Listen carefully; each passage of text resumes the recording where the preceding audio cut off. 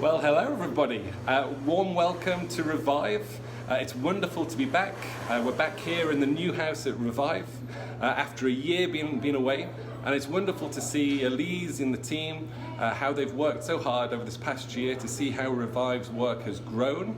And in this short little video, I'd just like to remind you all of what Revive does and show you some of the new work that Revive is doing to restore lives and renew hope here in Olinda. And as always, we need your help. None of this could be done without it. And so please do enjoy this video, see what it is that Revive doing, and how you can be involved in supporting, restoring and renewing lives here in Olinda.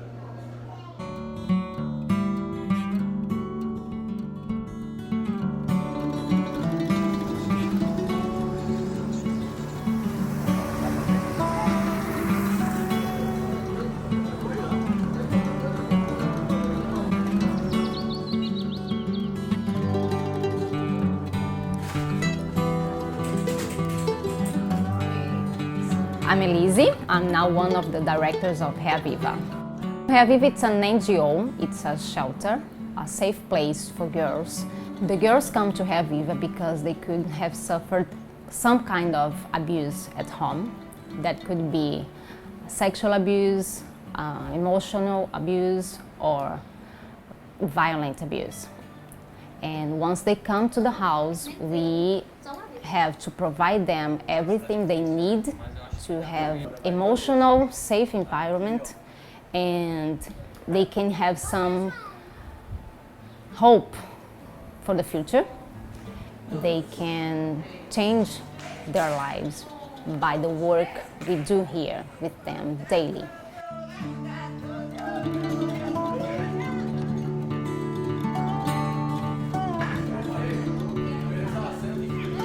Me chamo Ana, trabalho como educadora social aqui em Reaviva.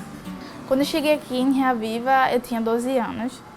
Eu saí da minha casa após minha irmã fazer uma denúncia, porque a gente vivia em um ambiente que não era saudável, que era bem agressivo e que a gente apanhava bastante de tudo que você pudesse imaginar, de balde, mangueira, de chinelo, de cinto. Então, aqui em Reaviva eu tinha muito comportamento agressivo porque eu sentia saudades, mas eu não sabia dizer que era saudade.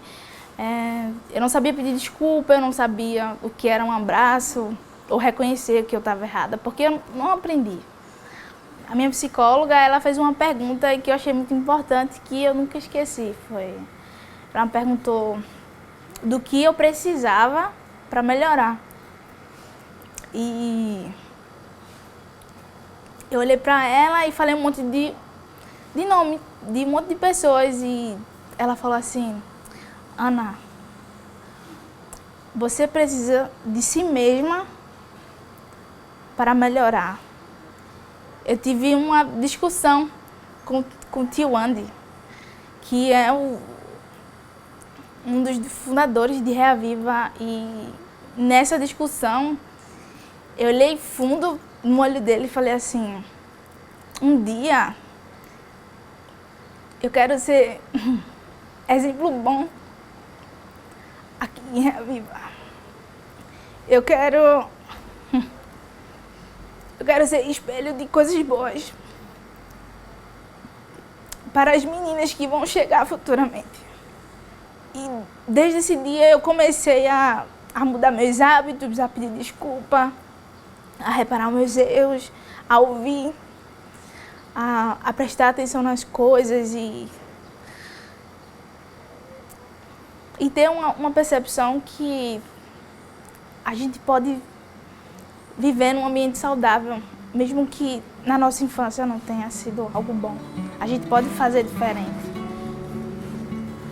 My name's Tony, I work here at Revive and I coordinate the fostering service. Over the years we've seen Revive has had great impact in the lives of these children, but we have learned that if we can prevent families from breaking down, that is even better for these children. Because of this, we're starting some prevention projects, which involve a food bank, jiu-jitsu, dance. We're going to be able to build relationships with the whole families so that we can help them before they meet crisis points. Inevitably, some of these families will still break up and the situations will still break down. In these situations, we want to give the best level of care. This level of care is foster care, where we would have families for these children to live with so that they could be looked after individually and cared for until their situations are resolved. As we expand into these new areas of work, we believe that we can have a huge impact on more and more vulnerable children and families in our city. Revive's work has expanded over the past few years, and we now have a wonderful relationship with a very special church to Rosie and I, because this is the church that we got married in.